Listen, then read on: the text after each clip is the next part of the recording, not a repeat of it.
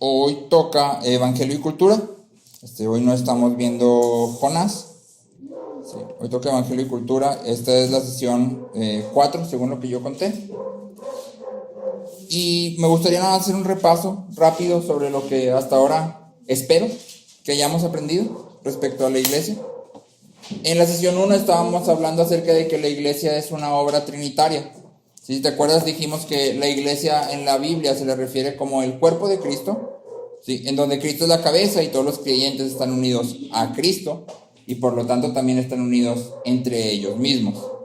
También vemos que la iglesia es el Espíritu Santo el que nos bautiza en Cristo, es decir, el que nos une con Cristo, ¿sí? El que nos da convicción de pecado, el que trae arrepentimiento y fe. Y finalmente es el Padre el que coloca a cada uno de los miembros según le agrada. Esto lo pueden encontrar en 1 Corintios 12, donde Pablo está hablando del cuerpo y explícitamente dice 2 veces que el Padre los coloca donde a Él le agrada, o más bien el Padre nos coloca donde a Él le agrada, y así forma el cuerpo de Cristo conforme a sus planes, ¿sí? Y decíamos que la implicación de todo esto, de saber que la iglesia es una obra trinitaria, es que no existe en la Biblia el cristiano sin iglesia, ¿sí? Ser unido a Cristo necesariamente implica ser unido a una iglesia local, ¿sí? No pertenecer a la iglesia es no pertenecer al cuerpo de Cristo. Sí, y aquí leíamos primera de Juan, específicamente donde Juan dice, salieron de nosotros porque no eran de nosotros. Y cuando dice salieron de nosotros, se refiere salieron de la congregación, de nosotros los que nos congregamos, ellos se fueron. Y se fueron porque no eran del cuerpo de Cristo. Sí, entonces Juan es muy explícito en decir hay una afuera y hay una adentro. ¿Sí? Y si eres parte del cuerpo de Cristo, ¿dónde deberías de estar? Adentro, así es. ¿Sí? En la segunda sesión estuvimos hablando acerca de la importancia de la iglesia presencial. Si hablamos de que se vale utilizar medios digitales, en ciertas circunstancias se puede hacer, ¿sí? Pero es imposible reunirse de manera virtual o predicar de manera virtual, permanente y fielmente a la vez, ¿sí? Yo no puedo crear una iglesia que sea completamente virtual o estar predicando de manera virtual siempre y a la vez cumplir fielmente lo que Dios me llama a hacer.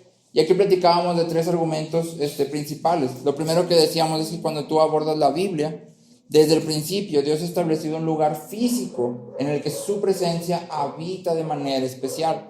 Si pasamos por el jardín del Edén, luego pasamos por el tabernáculo, luego pasamos por el templo y vamos así recorriendo hasta llegar a la Nueva Jerusalén. Hoy por hoy, el lugar donde la presencia de Dios habita de manera especial es la iglesia. La iglesia reunida, sí, la iglesia reunida, ¿ok? En segundo lugar, decíamos que no se puede cumplir con los mandamientos de unos a otros de manera plena en una comunidad virtual o digital. Cumplir con los mandamientos de unos a otros en una comunidad digital. Y en tercer lugar, decíamos que el trabajo del predicador es exponer la palabra fielmente, pero también el predicador debe aplicar los principios de la palabra a las situaciones específicas de la vida de la iglesia. Un predicador que está a 100, 200, 500, 1000 kilómetros de distancia no conoce a la iglesia de primera mano y entonces va a ser muy difícil que aplique los principios de la palabra a la vida de cada uno de los congregantes, ¿sí? Y por lo tanto estaría quedándose corto en el llamado de Dios, ¿sí? Entonces, hacer iglesia virtual es algo que la Biblia ni nos llama a hacer, ni nos da espacio a decir se puede, ¿sí? La pregunta que hacíamos aquí es, ¿se puede hacer iglesia de manera virtual? Y la respuesta era no se puede. En algunas situaciones podemos utilizar las herramientas, ¿sí? Pero lo correcto, lo bíblico, es reunirnos de manera presencial, ¿sí? En tercer lugar, hablamos de la misión de la iglesia. Y definimos la misión de la iglesia como predicar el evangelio a todas las naciones, haciendo discípulos y enseñándoles a vivir como ciudadanos del reino, ¿sí? Es decir, llevando fruto y haciendo buenas obras. Eso es lo que un ciudadano del reino hace. Entonces la misión de la iglesia es predicar el evangelio y hacer discípulos, ¿sí? Y enseñar a estos discípulos qué significa ser un ciudadano del reino. Y esto es importante porque aunque ciertamente la iglesia está llamada a hacer buenas obras, y hay lugar dentro de la iglesia para la obra social y para ayudar a los que necesitan y todo esto, ¿sí? Esa no es la misión principal. Podemos hacerlo y de hecho debemos hacerlo, pero no podemos sustituir una cosa con la otra o cambiar el orden de prioridades. La prioridad y la misión principal de la iglesia es predicar el evangelio y hacer discípulos, ¿sí? Esa es la misión de la iglesia. ¿Sí? Entonces, esas son las tres sesiones que llevamos y lo que hemos estado, espero yo que todos hayamos aprendido hasta ahora, ¿sí? Y que no tengamos dudas respecto a estos temas. El día de hoy, cuando estaba haciendo el estudio me estaba acordando de mi época de joven, cuando yo estaba chiquitito. Y me acuerdo que mientras iba caminando como dentro del cristianismo y ibas creciendo dentro del ámbito cristiano y de iglesia, realmente la idea, el concepto o qué era la iglesia, pues yo no tenía ni la menor idea, ¿sí? Mucho menos hablar de doctrina de la iglesia, no, olvídalo, nunca, ¿sí? Yo creo que si me hubieras preguntado qué es la iglesia, seguramente mi respuesta hubiera sido, yo soy la iglesia, ¿sí? Y ya vimos que esa no es una respuesta bíblica, yo no soy la iglesia, ¿sí? Y pues claro que me congregaba, no era de los que andaba faltando, pero me congregaba porque pues es un mandamiento, es como que lo cristianís, ¿no? Es como que de cristianos, entonces pues hay que congregarse. Y en mi mente había algo muy fijo. Yo iba a la iglesia para recibir del Señor, ¿sí? Cuando yo me levantaba durante las mañanas y me preparaba para ir sobre todo los domingos, mi expectativa era que voy a recibir hoy de Dios, ¿sí? Y entonces llegábamos y cantábamos y escuchaba la palabra y mi intención era llenarme de algo, cantar bien fuerte y lograr llorar o sentir algo, porque era como que ¿qué me va a dar Dios hoy? Y cuando no sentía algo, no lloraba y como que Dios no me dio nada, el culto algo pasó en el culto, no, algo como que le faltó, sí, no se sintió, seguro el líder de alabanza pues no le supo, sí, y yo esperaba recibir algo, a eso iba a la iglesia, sí. Pero claro que si me hubieras preguntado de iglesias sanas, yo sí sabía de iglesias sanas, obvio, sí, o sea, claro que obviamente mi concepto de sano también estaba, pues no muy sano, estaba medio malito también, sí. Pero estaba pensando y dije, ¿qué hubiera pasado si así por providencia de Dios? Porque Dios quiso, hubiera yo llegado a una iglesia realmente sana, o sea, en ese momento que algo hubiera pasado y yo hubiera salido de esa iglesia y yo hubiera llegado realmente a una iglesia sana, así con mi entendimiento y con todas las cosas que yo traía, ¿qué hubiera pasado? ¿Sí? ¿Qué hubiera pasado si de repente entro a una iglesia que entiende el evangelio, entiende el propósito y la función de la iglesia, entiende todo eso? Yo dije, me imagino. O hubieran sufrido muchísimo conmigo. Si los hubiera hecho sufrir y sufrir. Sí, ¿por qué? Y no, es que soy no, y esto, ¿por qué? Sí, seguramente eso hubiera sido. Y entonces hubiera llegado yo a la iglesia y hubiera sido en el cuerpo, yo creo que la uña enterrada del pie gordo, eso hubiera sido mi función en esa parte del cuerpo. Si hubiera sido una iglesia de sana, hubiera estado excelente. Me hubieran sacado y me hubieran cortado, pero de entrada yo hubiera llegado haciendo la uña enterrada. Había trabajo que hacer conmigo, ¿sí? Gracias a Dios que es bueno y hace el trabajo, ¿verdad? Sí. Es exactamente lo que dice, ¿no? Hubiera puesto a todos en ese cuerpo, en ese pedacito del cuerpo de Cristo, a chambear, para sacar la uña del dedo gordo enterrada, recortarla, tratarla, acomodarla, ¿sí? Hasta que hubiera quedado ya ahora sí que mejor, como debería de estar, ¿no? Y la pregunta que quisiera que todos nosotros nos hiciéramos es, ¿qué parte del cuerpo eres tú? ¿Sí? Cuando piensas en ti mismo, ¿qué parte del cuerpo eres? ¿Sí? La Biblia nos enseña que la iglesia es el medio principal por el cual somos santificados. La iglesia es el medio principal por el cual somos santificados. Me gustaría que me acompañaras a Efesios 4, del 11 al 16. Efesios 4, del 11 al 16, que yo sé que conoces este pasaje, es muy citado en diferentes contextos. 4 del 11 al 16. Efesios 4 del 11 al 16. Y dice así el versículo 11. Ahora bien, Cristo dio los siguientes dones a la iglesia. Y nota aquí que cuando dice dones a la iglesia, lo describe como personas. Es decir, estas personas son los dones. Si no está hablando de dio el apostolado como un don, sino dio apóstoles, dio personas que eran apóstoles. Si dio profetas, dio personas que eran profetas.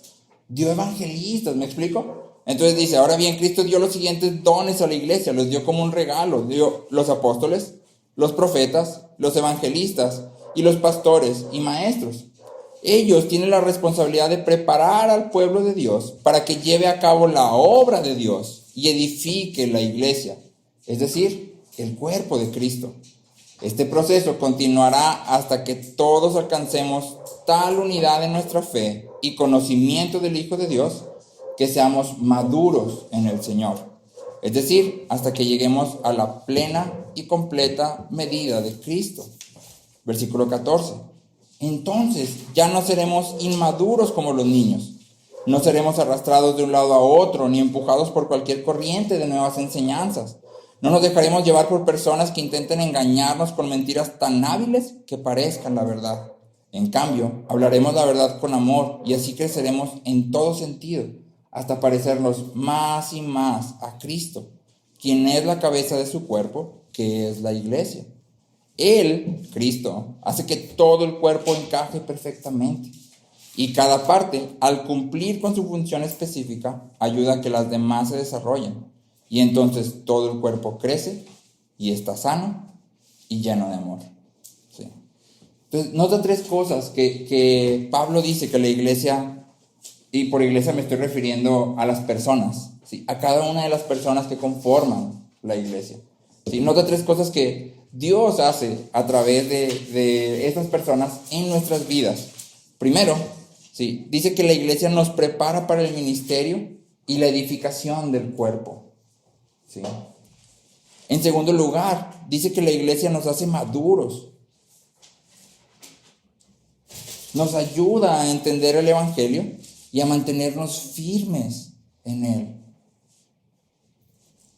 Dice, ya no serán llevados por cualquier corriente de doctrina. ¿Sí?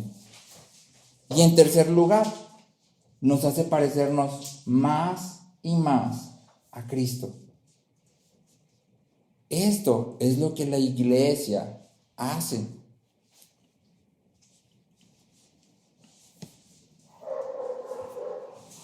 Ahora, si tú has puesto atención en las enseñanzas que llevamos hasta ahora, espero que en este momento en tu mente haya una pregunta y sea, ¿pero que no era la palabra de Dios el principal medio por el cual somos transformados? Y la respuesta es sí, la palabra de Dios es el medio principal por el cual Dios nos alcanza, nos transforma, ¿sí? Pero la palabra fue dada primeramente para la iglesia como un todo, no primeramente para ti y para mí de manera individual, ¿sí? La mayor parte de la Biblia fue escrita para congregaciones, incluso en el Antiguo Testamento, congregaciones locales, ¿sí? Y aún las cartas personales, como por ejemplo cuando tú y yo leemos Filemón, o leemos Timoteo, o leemos Tito, si te das cuenta, al final de la carta incluye saludos a toda la iglesia, ¿sí? ¿Qué quiere decir? Que aún estas cartas personales debían leerse frente a toda la iglesia, ¿sí? Entonces, el recipiente principal de la palabra de Dios es la iglesia reunida. No somos tú y yo de manera individual, es la iglesia reunida. ¿Sí? Ahora, todo esto que vimos, el prepararnos para el ministerio, para la obra, el madurar, el crecer, Dios lo hace todo esto en nosotros. Pero si te fijaste, lo hace a través de cada miembro del cuerpo, cumpliendo su función específica, como dice en el versículo 16. ¿Sí? Y esto es justo lo que me gustaría que habláramos hoy en específico, ¿sí?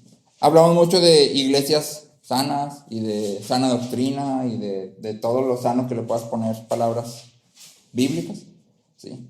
Pero a veces obviamos, pasamos por alto que los miembros sanos son los que producen iglesias sanas, ¿sí? Y son los miembros sanos los que guardan la sana doctrina. Entonces, la pregunta que te hacía yo ahorita, ¿qué parte del cuerpo eres? Si eres una mano, ¿eres una mano funcional? ¿O serías más como una mano con artritis reumatoide? ¿Sí? Si eres un pie, ¿eres un pie saludable? ¿O andas ahí con pie de atleta, con una cortada acá, supurando? O sea, ¿sí? ¿Qué parte del cuerpo eres? ¿Y qué tan sano eres como parte del cuerpo? ¿Sí? Entonces la pregunta clave, porque yo sé que tal vez tú dices, ¿cómo sé qué parte del cuerpo soy? Bueno, es una analogía, es una metáfora, no es tan importante decir, soy una mano, soy un pie, soy un... Lo que sí es importante es decir, soy lo que sea que Dios me ha puesto a ser, un miembro saludable de la iglesia. ¿Sí? Y esa es la pregunta que me gustaría que tuvieras en tu mente específicamente. ¿Soy un miembro saludable de la iglesia, del cuerpo de Cristo? ¿Sí? Es decir, ¿soy un miembro que cumple su función específica de manera que el cuerpo crezca, madure? ¿Sí? Así que me gustaría que el día de hoy habláramos sobre las actitudes que debe tener un miembro saludable de la iglesia. ¿Sí? ¿Por qué actitudes? Porque las actitudes correctas producen acciones correctas, ¿sí? Esta es la idea, la premisa de Pablo en Filipenses 2:5, donde dice, haya pues en ustedes esta actitud que hubo también en Cristo Jesús, ¿sí? Esto está en Filipenses 2:5. Algunas Biblias lo traducen como haya en ustedes este sentir, pero en realidad la palabra correcta es más actitud. No está refiriéndose a sentimientos. ¿Siente lo mismo? No. Ten la misma actitud. ¿Sí? ¿Por qué están conectadas estas dos? Porque una actitud está compuesta por afectos y pensamientos. Es decir, una actitud es un modo de sentir y de pensar respecto a ciertas cosas o personas. Una actitud es un modo de sentir y de pensar respecto a ciertas cosas o personas. ¿Sí? Entonces, hoy vamos a hablar de 7 actitudes que todo miembro saludable debe de tener. ¿Sí? 7 actitudes que todo miembro saludable debe de tener. ¿Sí? Hago desde antes de empezar la aclaración de que estas 7 actitudes no lo abarcan todo, es decir, si tú algún día dices, ya tengo las 7 actitudes, ya de aquí directo al cielo, no, ¿sí? Hay más, pero estas 7 nos ayudan ahora sí que para empezar, ¿sí? Entonces vamos a ir una por una, y la primera es, un miembro saludable conoce y guarda el evangelio, conoce y guarda el evangelio. Generalmente tú y yo pensamos, incluso sin pensarlo, está como implícito en nuestra mente, de manera así como que por detrás de todo lo demás que pensamos que es la responsabilidad de los líderes, o de los predicadores, o de los que están a cargo, el guardar la sana doctrina, ¿sí? Pero en realidad, el Nuevo Testamento pone este trabajo en los hombros de toda la iglesia, ¿sí? En Gálatas 1, versículos 8 y 9, Pablo dice, y nota la intensidad de Pablo, dice, pero si aún nosotros los apóstoles, Pablo, Timoteo, Tito, cualquiera que ande conmigo, el que tú quieras, Epafras, el que sea, si cualquiera de nosotros, o un ángel del cielo que se te aparezca a quien tú quieras, ¿sí? Les anunciara otro evangelio contrario al que les hemos anunciado, sea anatema. Como hemos dicho antes, también repito ahora, si alguien les anuncia un evangelio contrario al que recibieron, sea anatema. ¿Sí? Y no le está hablando al liderazgo de la iglesia, le está hablando a toda la iglesia, ¿sí? Obviamente, para saber si me están predicando un evangelio contrario al que me estaba predicando Pablo, o en nuestro caso la Biblia misma, pues primero necesito conocer el evangelio que la Biblia predica, ¿sí? Cuando pasamos por Gálatas hace ya algún tiempo, no sé si recuerdas que cuando veíamos el argumento que presentaban estos falsos maestros, lo más probable es que tú y yo hubiéramos estado en la iglesia de Gálatas, hubiéramos caído junto con todos los demás Gálatas, ¿sí? ¿Por qué? Porque el argumento era básicamente, sí, mira, Pablo te predicó el evangelio y está bien, pero le faltó un pedacito más. Y es que lo que le faltó decirte es que fíjate que Jesús era judío y Jesús siguió la ley de los judíos. Y de hecho los apóstoles, todos los apóstoles, los de veras, porque no sé si sabías que Pablo no eran los 12 apóstoles primeros, o sea, él es así como que uno más. Los 12 de veras, esos también eran judíos y también siguieron las leyes judías. Entonces, obviamente, lo que tú tienes que hacer es seguir la ley judía. ¿Sí? Y si te dijeran así, ¿tú qué dirías? Sí tiene sentido, ¿no? O sea, como que todo cuadra, ¿sí? Entonces, por eso la carta de Gálatas es Pablo como hemos dicho muchas veces, duro, pero duro con amor, ¿sí? Tiene una preocupación genuina por la iglesia, ¿sí? Y entonces la carta de Gálatas explica el evangelio, ¿sí? Sobre todo con un énfasis en hemos sido justificados por fe solamente, ¿sí? Cristo más lo que quieras, ya no es el evangelio. Cristo más obras, perdiste el evangelio. Cristo más obediencia, perdiste el evangelio, sí. Somos justificados solo por fe. Entonces, es importante que tú y yo conozcamos el evangelio. Algo que me ha llamado mucho la atención es que a lo largo de mi extensa vida he tenido la oportunidad de platicar con muchas personas. Y ante la pregunta, ¿qué es el evangelio? Hay muchísimas respuestas.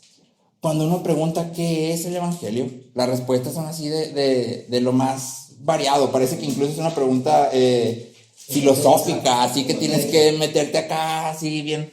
Creo que el incidente más, como entre gracioso y triste, porque sí es un poco triste, fue un día que pusimos un ejercicio en la escuela. Y les pedíamos a todos los niños, desde el más chiquito hasta el más grande, te estoy hablando de niños desde 8 años, ¿sí? Hasta 15, describe el evangelio en 5 puntos. O sea, tú vas a hacer un resumen del evangelio en 5 puntos. Y casi todos los niños, yo creo que los que no se acercaron fue porque les dio vergüenza, pero casi todos los niños llegaban con sus Biblias en mano y lo decían, profe, pero ¿dónde está evangelio? O sea, en la Biblia, ¿dónde viene la palabra evangelio? ¿O dónde lo busco? ¿Qué libro de la Biblia abro para leer evangelio? ¿Sí? Y les digo, me dio algo así como de, no puede ser, pero al mismo tiempo me da tristeza, ¿sí? ¿Por qué? Pues porque se supone que somos cristianos y que estamos criando niños con una cosmovisión cristiana. No podemos garantizar que sean cristianos, ¿sí? Pero por lo menos deben de entender lo que es el evangelio, ¿sí? Y entonces el hecho de que tú llegues a tus 15 años, 16, 17, 10, y no puedas identificar rápidamente que la Biblia, toda la Biblia, es el evangelio, pues implica que hay ahí alguna deficiencia, ¿sí? Ahora, eso tradúcelo a gente con la que hemos platicado de 20, 25, 30, lo más grande tendría 37 años, 40. ¿Dentro del evangelio o de vida? No, de vida. Y hemos escuchado respuestas como, ¿qué es el evangelio? El evangelio es ser una mejor persona. El evangelio es una manera de obtener una mejor vida, ¿sí? El evangelio es la bendición que Dios nos da, que nos hace sanos, ricos y prósperos y victoriosos, ¿sí? El evangelio es que Dios es amor, ¿sí? Y hemos escuchado muchísimas cosas. Entonces, cuando tú y yo no podemos decir qué es el evangelio, ¿cómo vamos a darnos cuenta cuando alguien esté predicando otra cosa que no sea el evangelio? ¿Sí? Entonces, la respuesta bíblica, de manera resumida, ante la pregunta ¿qué es el evangelio? Es el evangelio, son las buenas noticias de lo que Dios ha hecho en Cristo Jesús para reconciliar a los hombres pecadores consigo mismo, para su gloria y el gozo de ellos. Otra vez, El Evangelio son las buenas noticias de lo que Dios ha hecho en Cristo Jesús para reconciliar a los hombres pecadores consigo mismo para su gloria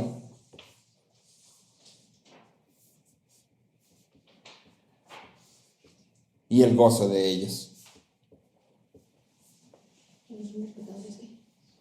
Consigo mismo para su gloria y el gozo de ellos. Obviamente, esta es una definición muy resumida. Sí, esta es una definición muy resumida. Sí. Como creyentes, debemos de conocer todo lo que esta definición implica. Sí, de entrada implica que Dios es un buen creador y es un buen juez. Sí, también implica que el hombre es pecador desde el nacimiento. Implica que somos justificados solo por la fe en Cristo Jesús. ¿Sí? Y etcétera, etcétera, etcétera. ¿Sí? Ahora, una vez que ya conocemos el Evangelio, lo guardamos. ¿Sí? Romanos 6:17. Pablo otra vez dice: les ruego, hermanos, que vigilen a los que causan disensiones y tropiezos contra las enseñanzas que ustedes aprendieron y que se aparten de ellos. ¿Sí? ¿Para quién va esta instrucción? Iglesia. Les ruego, hermanos. ¿Sí? Entonces, ¿quiénes deben de guardar el Evangelio? ¿Y a la iglesia misma? La iglesia. ¿Sí? Cada una de las personas que están en la iglesia. Obviamente, esto también implica que cuando nos sentamos a escuchar una enseñanza, escuchamos con mucha atención, ¿sí? Y buscamos ver si el Evangelio está siendo expuesto de manera fiel y ver que la palabra esté siendo usada con precisión. Hemos dicho muchas veces, citar muchos versículos no vuelve a una enseñanza bíblica. Yo puedo citar muchos versículos y ser completamente lo opuesto de bíblico. ¿Sí? ¿Cómo sé si una enseñanza es bíblica? Porque el predicador, el maestro, el líder está usando la palabra de Dios con precisión, como dice Pablo en Timoteo. Es decir, lo que la palabra quiere decir es lo que el predicador está diciendo. ¿Sí? No le acomoda, no le mueve, no le tuerce. Lo que la palabra quiere decir es lo que el predicador dice. ¿Sí? Y eso también es parte de ser un miembro de la iglesia saludable que conoce y guarda el Evangelio. ¿Sí? La segunda actitud que tenemos o que deberíamos de tener los miembros saludables es que un miembro saludable pone los intereses de los demás antes que los propios. Un miembro saludable pone los intereses de los demás antes que los propios. En Filipenses 2, versículos 3 y 4, Pablo dice: con actitud humilde, cada uno de ustedes considere al otro como más importante que a sí mismo, no buscando cada uno sus propios intereses, sino más bien los intereses de los demás. Filipenses 2, versículos 3 y 4. Ahora, obviamente todos los creyentes tenemos intereses válidos, ¿sí? Legítimos, buenos. Todos tenemos responsabilidades y seguramente también tenemos proyectos, sueños, objetivos personales. ¿Sí? Sin embargo, el Evangelio nos llama a planear e invertir nuestro tiempo, nuestro dinero, nuestra persona, nuestras pertenencias, no solo para nuestros propios intereses, sino también para los intereses de los demás. Debemos de planear e invertir pensando siempre en los otros miembros de la iglesia local.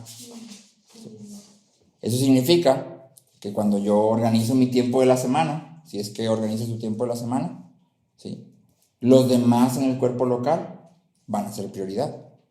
¿Sí? Eso significa que cuando yo hago mi presupuesto financiero del mes, la iglesia local va a ser prioridad, y me refiero aquí a cada una de las personas de la iglesia local. ¿Sí? Me levanto y trabajo cada día y no lo hago para ser rico, Y no lo hago para aumentar mi calidad de vida. Lo hago para proveer a mi familia, pero también lo hago para tener que compartir con el que padece necesidad. ¿Sí? Esta es la instrucción explícita de Pablo en Efesios 4:28. Que trabaje para que tenga que compartir con el que padece necesidad. Entonces todo lo que yo tengo debe de ser puesto a disposición, y no solo a disposición en el sentido de que, pues si me piden, yo estoy dispuesto a... No, yo desde antes de que alguien me pida ya estoy planeando, estoy pensando en cómo voy a servir a los intereses de los demás. Y aquí quiero hacer énfasis en algo importante: por intereses de los demás no es no, fulanito se quiere comprar un BM, entonces deja estructuro mi presupuesto para darles una ofrenda mensual para que se compre su BM. No. Estamos hablando de intereses en el sentido de crecer dentro del cuerpo de Cristo, ¿sí? Obviamente esto es cuidar de la persona, de que tenga sus necesidades físicas suplidas, de que esté bien anímicamente, de que esté caminando como debe de caminar, de que esté entendiendo lo que debe, bla, bla, bla, ¿sí? Muy bien. Tercera actitud que un miembro saludable debe tener.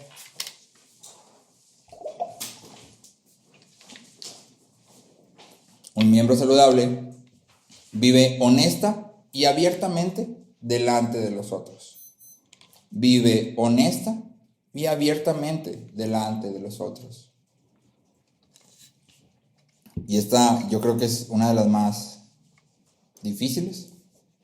Obviamente no imposible, pero difícil, ¿sí?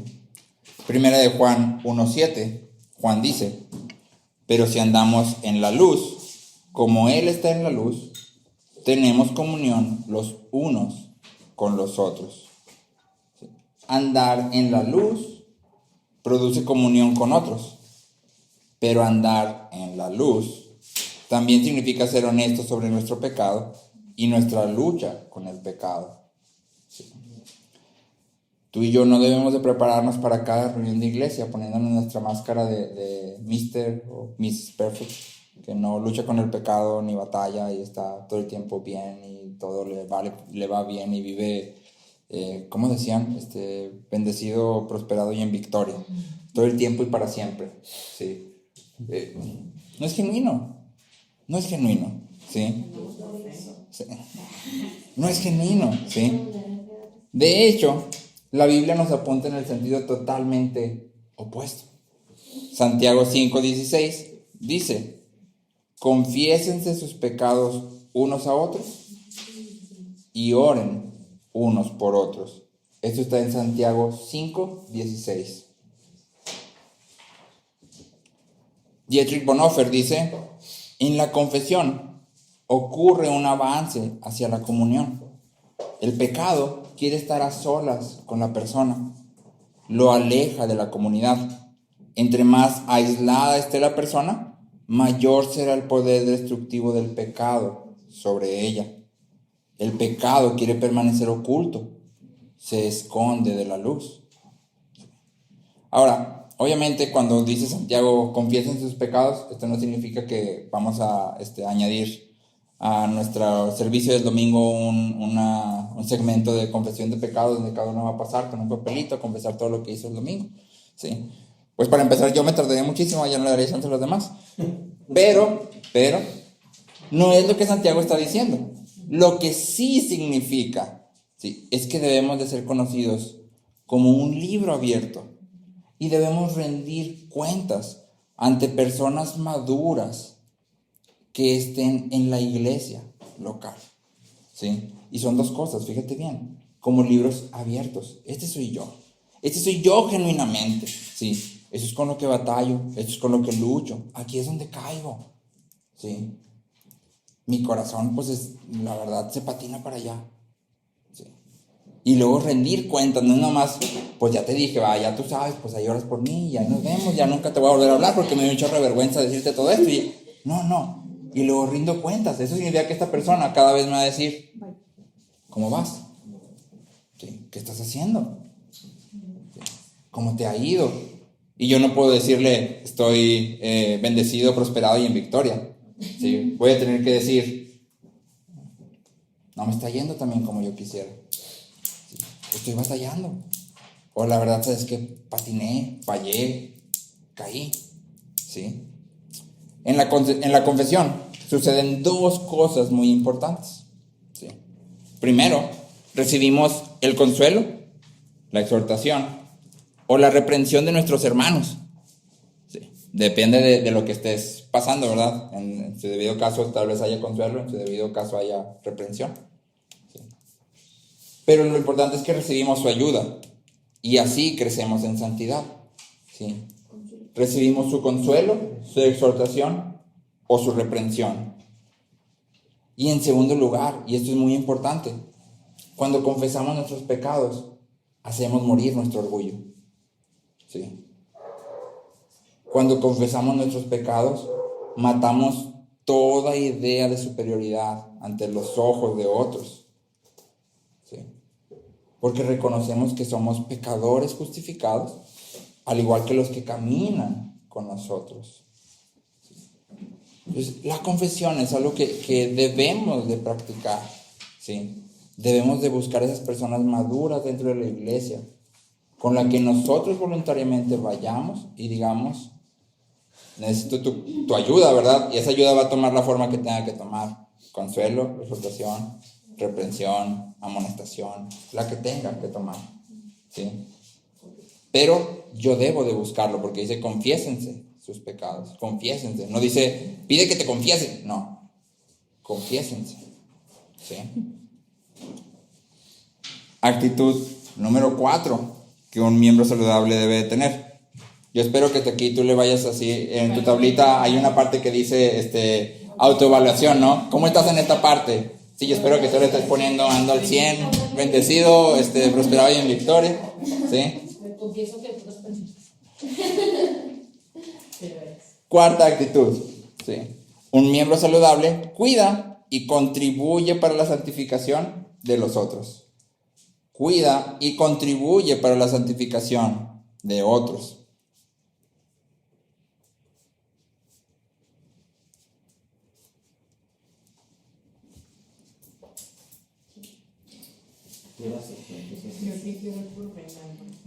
Hebreos 3:13. ¿Cómo? Hebreos 3:13 y luego 10, versículos 24 y 25. Entonces son dos citas, Hebreos 3:13 y Hebreos 10, 24 y 25. ¿Sí?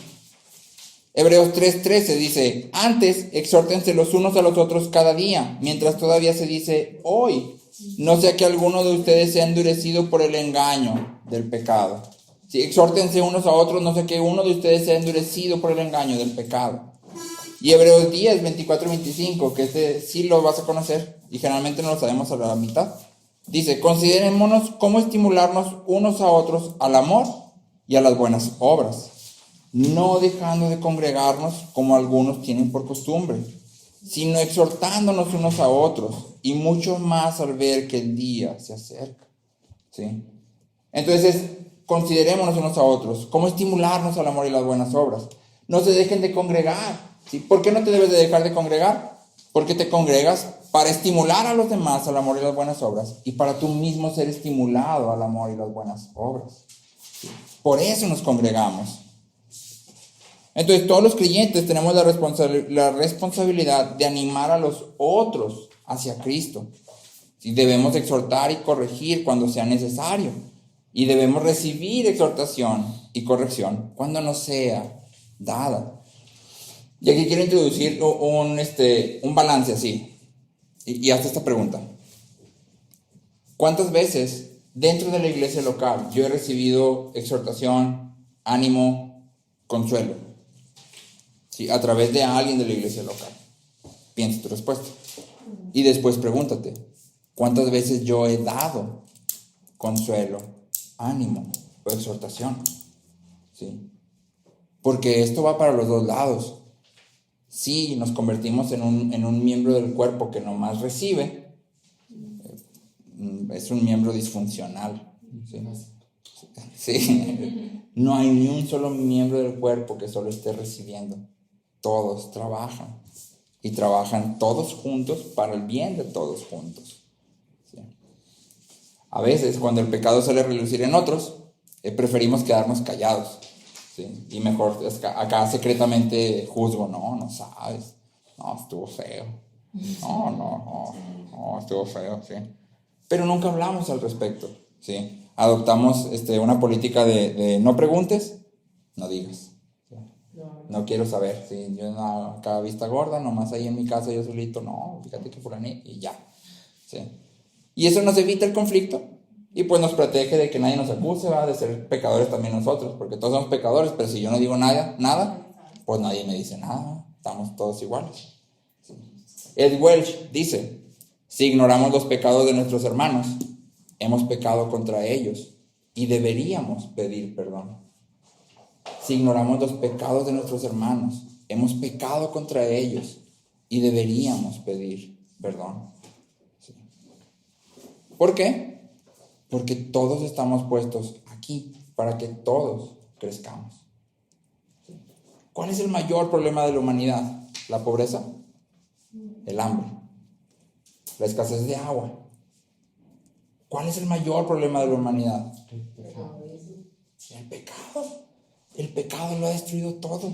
Y entonces cuando yo veo a mi hermano a un lado pecando y no hago nada, lo estoy dejando que se dé un tiro solo con el mayor de los problemas de toda la humanidad, sin extenderle la mano, sin ayudarle, sin nada de nada. Ahora, aquí quiero hablar de 4 ideas útiles para trabajar en esta parte de hablar del pecado. Sí. Primero, hablar del pecado se da mejor en el contexto de una relación íntima. Es decir, muy difícilmente yo voy a poder llegar y le voy a decir a alguien que no conozco, ¿sabes qué? Te vi pecar el otro día y pues necesito hablar contigo porque pues la verdad si andas bien mal. No, si andas bien mal y pues necesitamos hablar. ¿Sí? Difícilmente. ¿Sí? Entonces tú y yo tenemos que desarrollar relaciones íntimas con todos, ¿sí? Para que podamos hablar la verdad en amor, aun cuando esa verdad sea difícil. Un pastor que estaba escuchando hace poco decía abrazo fuerte para poder golpear fuerte.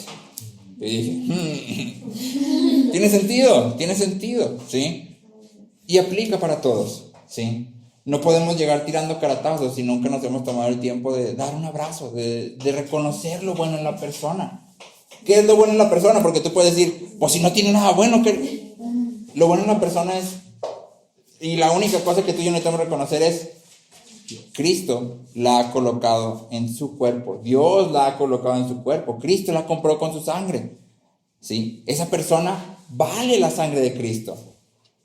¿Qué valor más alto hay que ese? ¿Sí? Si no le ves nada bueno, seguramente implica que no la conoces lo suficiente.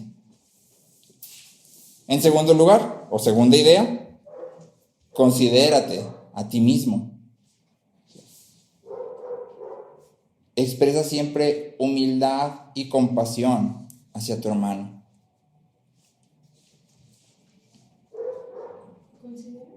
Considérate a ti mismo. Expresa humildad y compasión hacia tu hermano. Nunca debemos de dejar que nuestro corazón y nuestra mente vayan hacia de yo nunca hubiera hecho eso. No, eso que él hizo, no, yo nunca lo hubiera hecho. No, sí tengo que hablar con él porque sí anda bien mal, la verdad.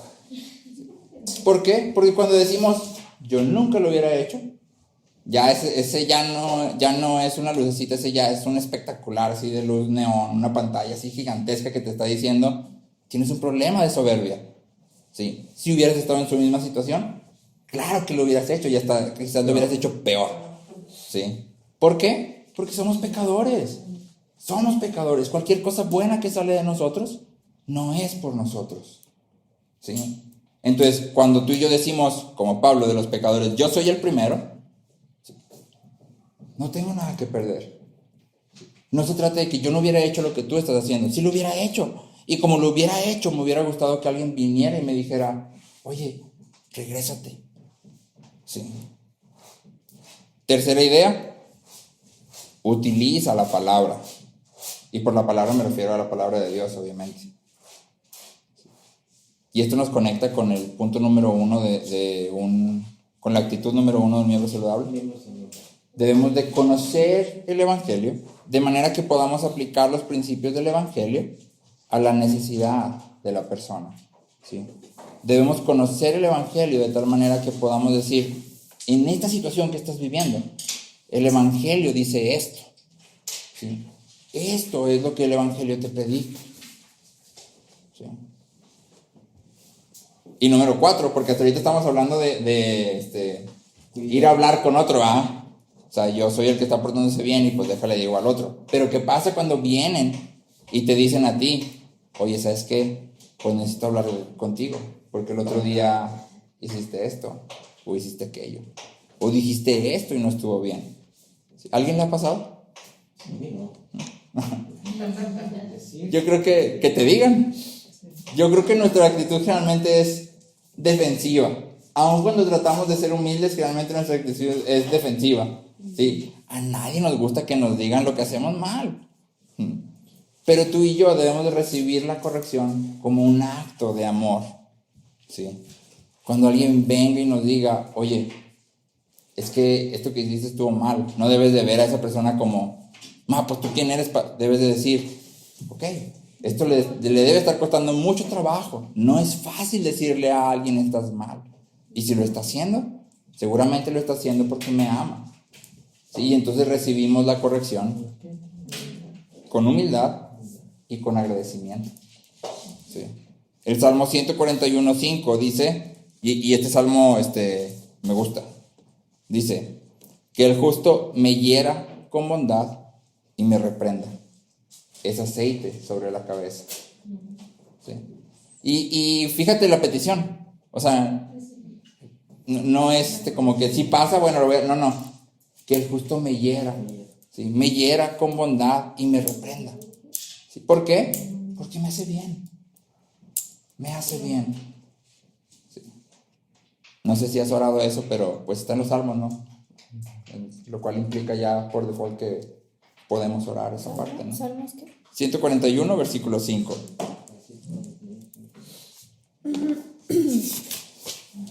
Actitud número 5.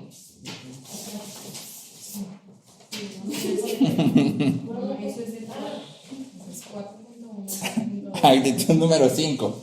Un miembro saludable de la iglesia busca reconciliación. Busca reconciliación. Mateo 5, versículos 23 y 24 dicen, por tanto, en Mateo 5, versículos 23 y 24. Por tanto, si estás presentando tu ofrenda en el altar y allí te acuerdas que tu hermano tiene algo contra ti, deja tu ofrenda allí delante del altar y ve, reconcíliate primero con tu hermano y entonces ven y presenta tu ofrenda. ¿Sí?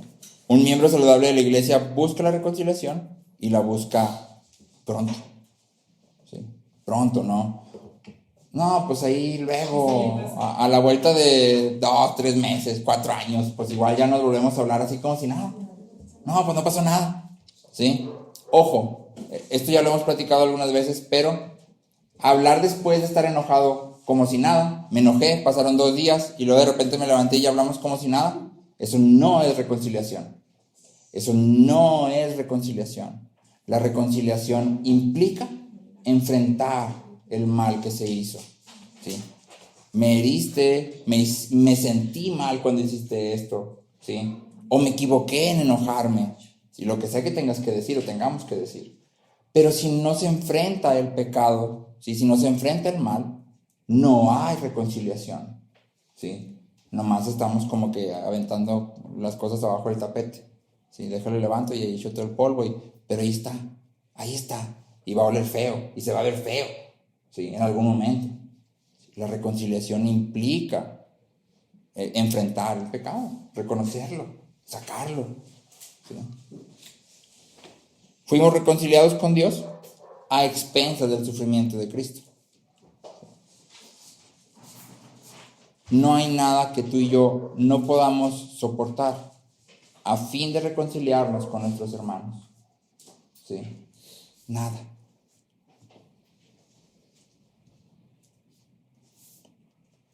Y ojo que si tu hermano tiene algo contra ti, es decir, puede que tú no estés enojado, pero tal vez tu hermano sí está enojado contigo, o triste, o ofendido, o lo que sea que tenga. Y tú dejas tu ofrenda y vas y lo tratas de arreglar. A veces no se podrá, pero tú y yo tenemos que hacer lo que el Evangelio nos llama a hacer. Actitud número 6. Y ya aquí estas van un poquito más rápido. Actitud número 6. Un miembro saludable de la iglesia sostiene la obra financieramente. Sostiene la obra financieramente. Aquí es donde ya el tema se empieza a poner un poquito incómodo para mí. Pero pues no estamos a predicar cosas cómodas, ¿no? Ni modo. Gálatas 6:6, te lo estoy leyendo en la nueva traducción viviente. Gálatas 6:6 dice: los que reciben enseñanza de la palabra de Dios deberían proveer a las necesidades de sus maestros, compartiendo todas las cosas buenas con ellos. ¿Sí? Entonces, nuestras finanzas, como decíamos ahorita, nuestro presupuesto mensual, ¿cómo tú le llamas? Deben incluir un rubro, un segmento, ahí una separacióncita, para sostener a los líderes y las necesidades de la iglesia reunida. Y otro para dar a todos aquellos que tengan necesidad dentro de la iglesia. Sí, porque eso ya lo vimos arriba, ¿verdad? No busca tus propios intereses. Pero aparte también debemos de sostener a los líderes dentro de la iglesia. Debemos de proveer para sus necesidades.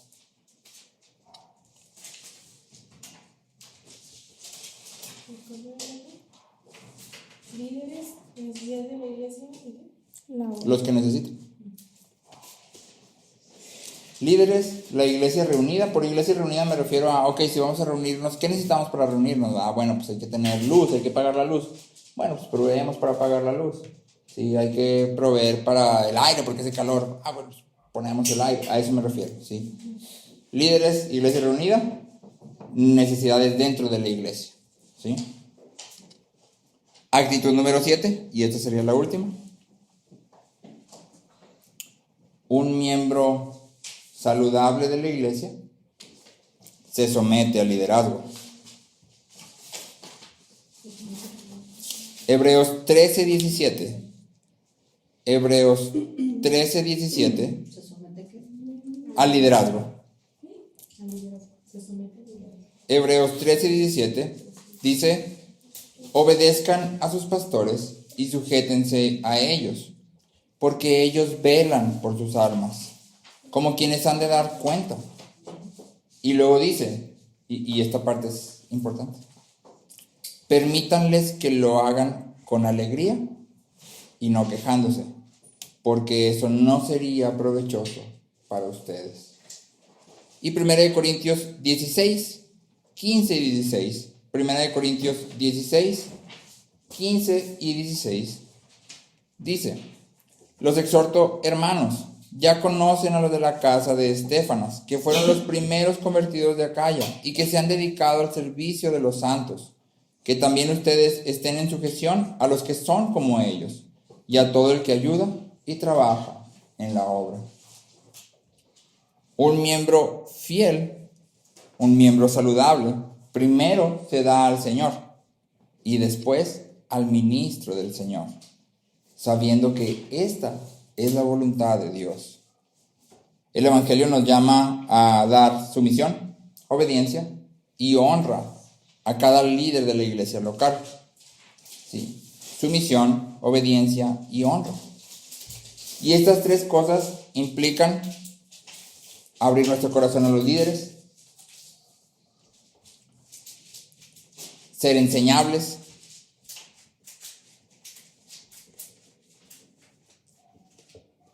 orar por nuestros líderes,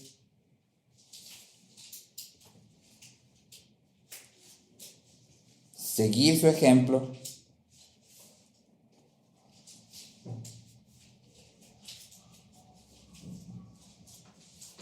buscar su bienestar físico y anímico,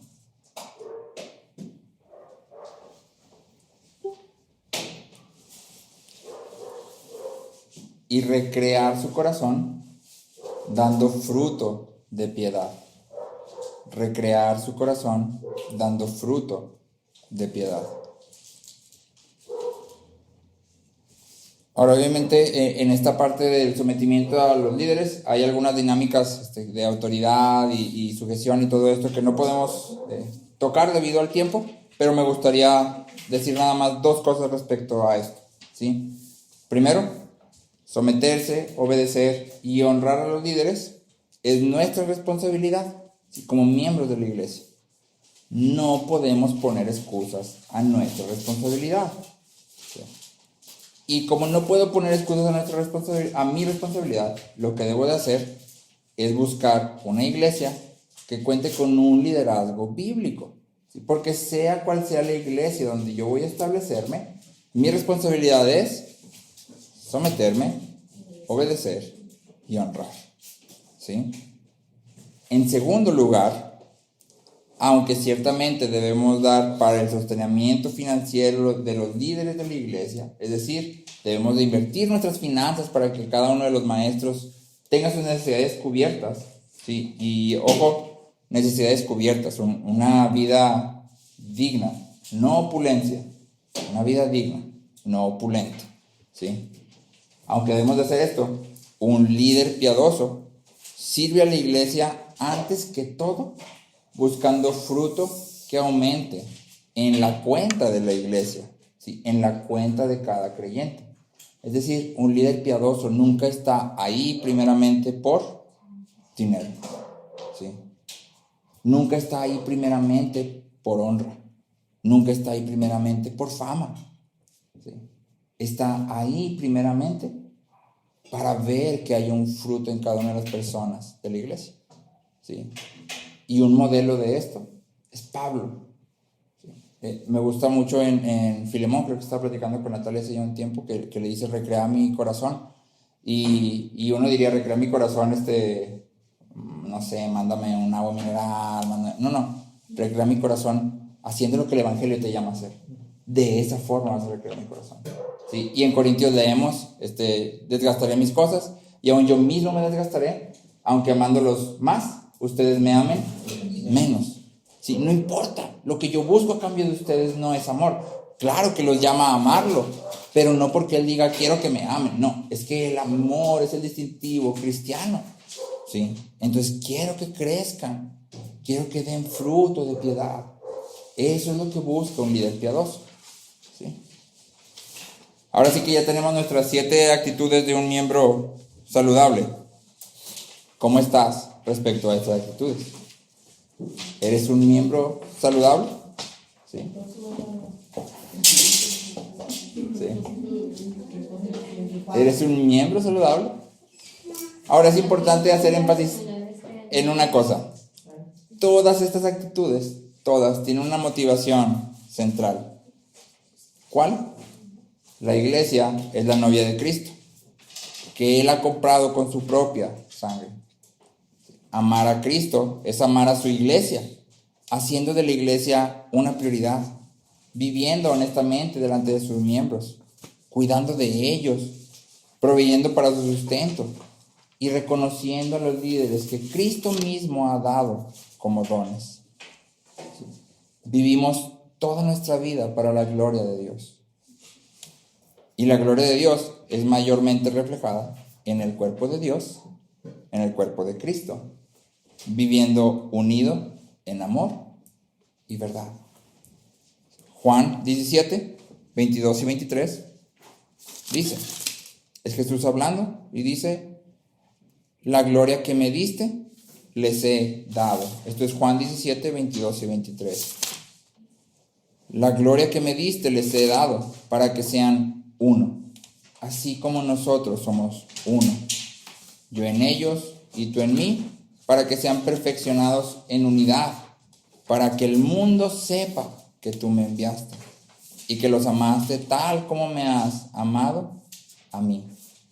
Ser perfeccionados en unidad es la prueba de que Jesús ha sido enviado por el Padre, ¿sí? De que Jesús es el Hijo de Dios. Ser perfeccionados en unidad manifiesta la gloria de Dios, porque es una obra que no se puede hacer de manera natural. Solo el Espíritu Santo en nosotros puede dar ese fruto. Y por lo tanto, es algo que tú y yo como miembros de la iglesia debemos de buscar. La santidad es un proyecto en comunidad. La santidad es un proyecto en comunidad.